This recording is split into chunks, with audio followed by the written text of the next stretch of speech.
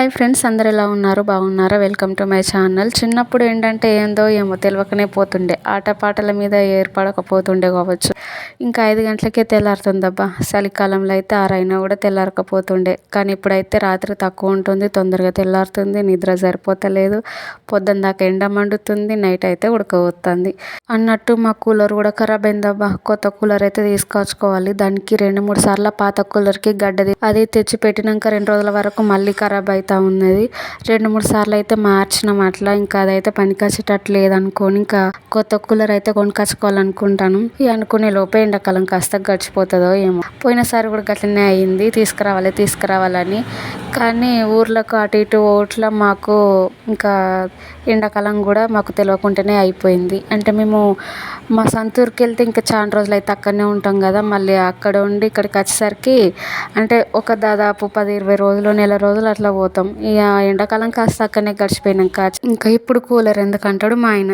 ఇంకా గంతేతి మరి ఇంకెందుకు, ఇప్పుడు ఇంకా వర్షాకాలం, దాని తర్వాత చలికాలం, మళ్ళీ ఎండాకాలం వరకు చూసేది అనుకొని ఇక గంతటినే సపరేకుంటాం. ఇంకా మా పిల్లల విషయానికి వస్తే వాళ్ళు ఎప్పుడు ఆడుకుంటారో, ఎప్పుడు కొట్టుకుంటారో, ఎప్పుడు ఎడతారో, నవ్వుతారో ఏం తెలియదు.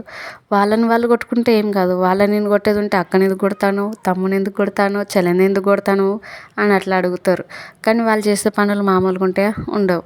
ఒక్క పనికి బదులు నాకు 2 పని డబల్ చేసి పెడతారు. ఏమన్నా పని చెప్తే ఎక్కడ చదివితే వాళ్ళు నేను పెట్టినవి వాళ్ళకు దొరుకుతాయి, కానీ వాళ్ళు పెట్టినవి మాత్రం నాకు అసలు దొరకవు. ఇంట్లో చిన్న వస్తువు అయినా పెద్ద వస్తువు అయినా ఏదైనా సరే బట్టల కానుంచి. ఎందుకు మమ్మీ ఓకే నాన్న మమ్మీ అని పిలుస్తాను, మమ్మల్ని రాసుకొనియవా, మమ్మల్ని టీవీ చూడనియవా, అట్లా ఇట్లా అని ఇంకా వాళ్ళకే కోపం వస్తుంది. కానీ ఒక్కొక్కసారి మంచిగా చెప్పినట్టు వింటారబ్బా. ఎంతైనా ఒక్కొక్కసారి చెప్పినట్టు వింటారు, ఒక్కొక్కసారి ఏమో సతాయించుకుంటారు. ఇంకా మా కన్నయ్య కథలు మామూలుగా ఉంటాయా.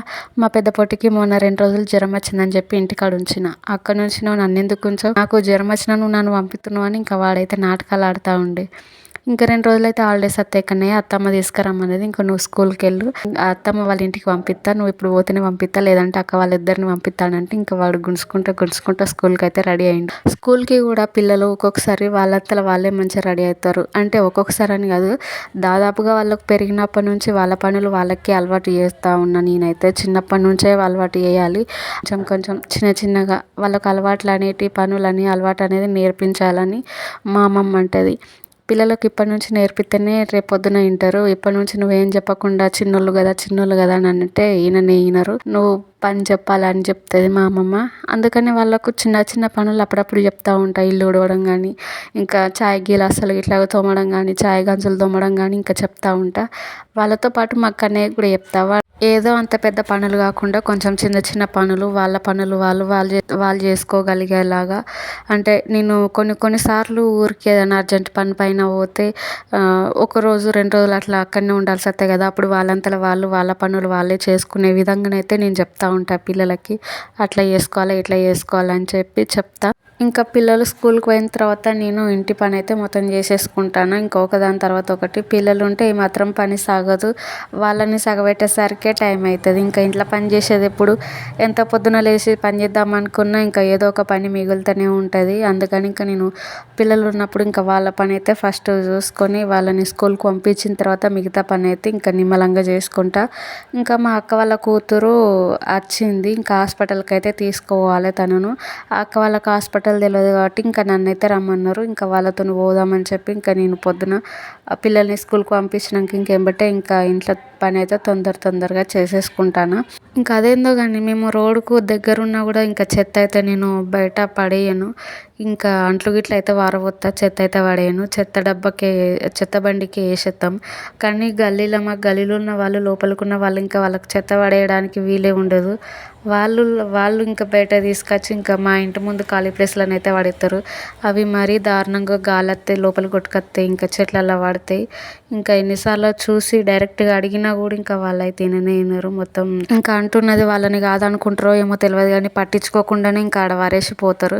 మేమేమో ఇంత రోడ్డుకున్నా కూడా పైసలు ఇచ్చి మరీ చెత్త బండికి ఎత్తాం. ఇంకా ఒక్కొక్కసారి మా ఇంటి ముందు ఉన్న చెట్లు కొంచెం ఆకురాలి ఊడ్చి కాలబెట్టినా కూడా ఇంకా కొందరు అయితే ఈ చెత్త ఇక్కడ ఎందుకు వేసినావు, ఇట్లా ఎందుకు కాలబెట్టినావు అని అడుగుతారు.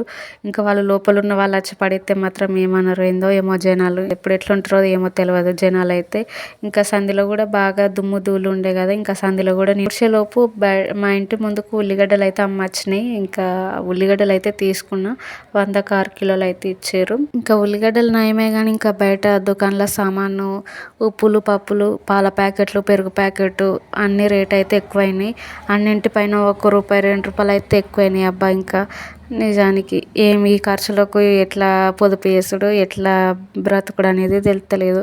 ఖర్చు ఏమో ఎక్కువ, ఇంకా సంపాదించే వాళ్ళేమో ఒక్కడు ఇంతమందిని చదాలి. ఇంకా నాకు ఏదో చేతి ఖర్చుకో లేకపోతే ఏదో చల్లీలకు వేనీళ్ళు తోడన్నట్టు నాకు ఎంతో కొంత పైసలు చేతికి అందతాయి కదా అని ఇంకా యూట్యూబ్ చేస్తే ఇంట్లో కూడా సక్సెస్ లేదు. ఏదో అట్లా చేసుకుంటూ పోదాం అన్నట్టు కానీ ఇంకా చేసుడే తప్ప ఇంకా ఇప్పుడు ఇంట్లో సక్సెస్ వస్తుందో ఏమో తెలియదు. ఇంకా మిషన్ అంటే అది కూడా ఎప్పుడు గిరాకీ అనేది ఉండదు, ఎప్పుడో ఒకసారి ఇస్తారు.